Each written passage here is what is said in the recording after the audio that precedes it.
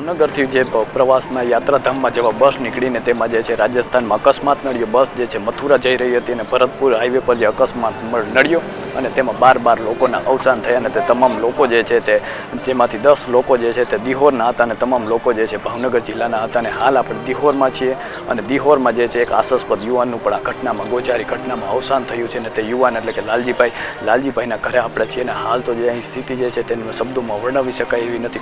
કોના આંસુ લૂછે એવી સ્થિતિ છે. જે એકને એક આશાસ્પદ યુવાન હતો, 3 ભાઈઓ હતા ઘરમાં ને જે છે તે સૌથી નાનો ભાઈ હતો લાલજીભાઈને. તેમના પર તેમનું અવસાન થયું તેના કારણે જે પરિવારમાં પણ હાલ આપ ફાટ્યું હોય તેવી સ્થિતિ સર્જાઈ છે.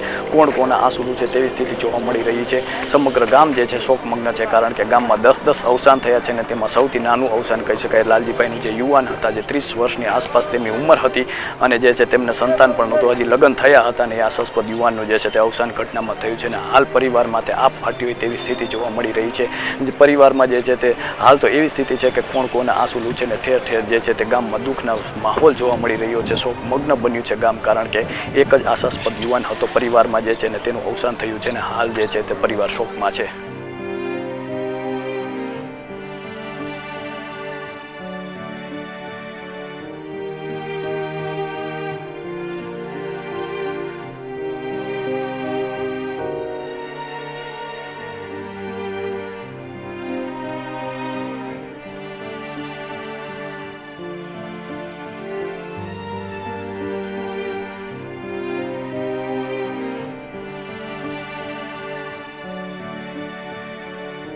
હાલ તો ગામની જો વાત કરવામાં આવે તો દિહોર ગામ જે છે હાલ સજ્જડ બંધ જોવા મળી રહ્યું છે અને બજારો પણ જે છે તે સુમસામ જોવા મળી રહી છે, કારણ કે ઠેર ઠેર શોકનો માહોલ છે.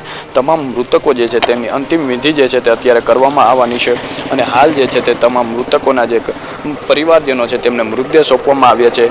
10 લોકોના જે મોત થયા હતા અને જે છે બીજા અન્ય લોકો હતા તે ભાવનગર શહેરના એક મહિલા હતા અને દિહોરના અન્ય મૃતકો જે છે તેમને આજે વતનમાં લાવવામાં આવ્યા છે અને મૃતદેહો જે છે તે પરિવારને સોંપવામાં આવ્યા છે અને હાલ તેની અંતિમ વિધિ કરવામાં આવશે.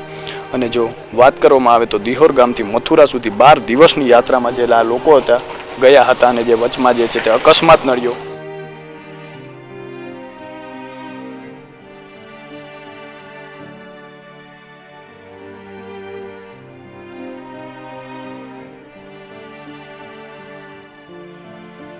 બાર દિવસની યાત્રાનું આયોજન હતું અને 9 સપ્ટેમ્બરે રાત્રે ભાવનગરની જે બસ હતી તે નીકળી હતી ને જેમાં બોર્ડર પાર કરીને રાજસ્થાન ગયા હતા અને રાજસ્થાનમાં જે છે તે અકસ્માત નડ્યો અને અકસ્માતમાં જે છે તે 12 લોકોના અવસાન થયા. એક જ ગામના જે છે 10 લોકો હતા અને હાલ તો જે છે ઠેર ઠેર શોકનો માહોલ જોવા મળી રહ્યો છે. દરેક પરિવારોમાં શોકનો માહોલ જોવા મળી રહ્યો છે, કારણ કે જે એક જ ગામમાંથી જે છે તે આટલા લોકોના અવસાન થયા છે. એક યુવાનનું પણ અવસાન થયું છે, આશાસ્પદ યુવાન લાલજીભાઈનું પણ અવસાન થયું છે અને તેના પરિવારમાં પણ ખૂબ શોક જોવા મળી રહ્યો છે.